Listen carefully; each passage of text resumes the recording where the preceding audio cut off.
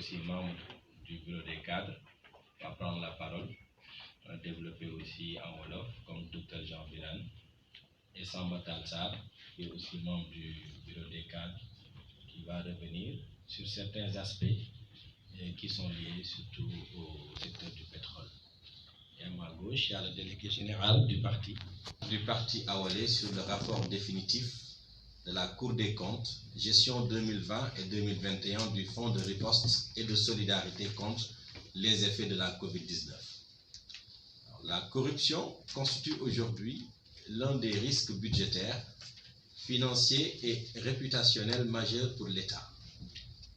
Et si la lutte contre la corruption a fait de réels progrès au Sénégal, c'est en partie grâce à la mutation de la 3e section de la Cour suprême et à la Cour de discipline budgétaire en Cour des comptes depuis le vote de la loi constitutionnelle numéro 99-02 du 29 janvier 1999 et de la loi organique numéro 99-70 du 17 février 1999 sur la Cour des comptes, modifiée ou abrogée par la loi organique numéro 2012-23 du 27 décembre 2012. Fort de tout cela, les cadres du parti Awalé dénoncent avec la plus grande énergie l'amalgame entretenu à dessein sur la compétence des magistrats de la Cour des comptes, notamment par la coalition au pouvoir. Cependant, nous félicitons les contrôles juridictionnels de la gestion force COVID-19, qui sont des contrôles sur pièces et a posteriori, faits par la Cour des comptes.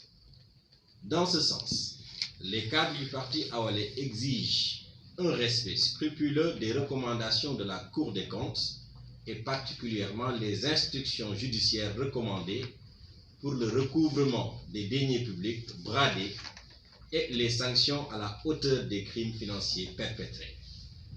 Mieux encore, compte tenu de l'ampleur du fléau, où seulement 15 personnes, et nous disons seulement 15 personnes, composées de ministres, d'âge, directeurs généraux, juste 15 individus, font du tort aux deniers publics pour un montant de 44 milliards 100 millions de nos francs. Pour seulement la gestion 2020 et 2021 du Fonds de riposte et de solidarité contre les effets de la COVID-19.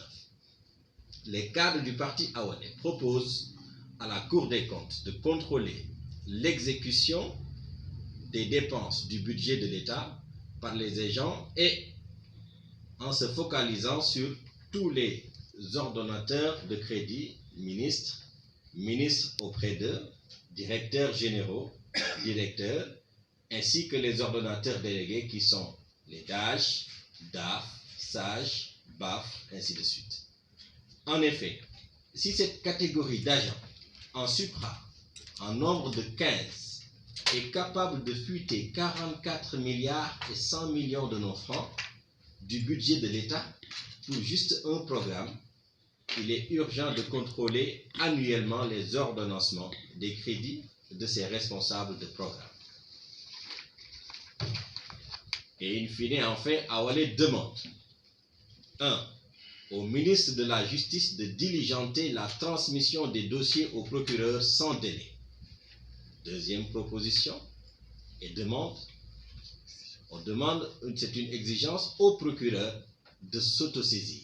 Parce qu'il a l'habitude de se saisir ou de se saisir quand deux chats se battent à Tiki et là, on ne voit pas qu'il s'autosaisisse.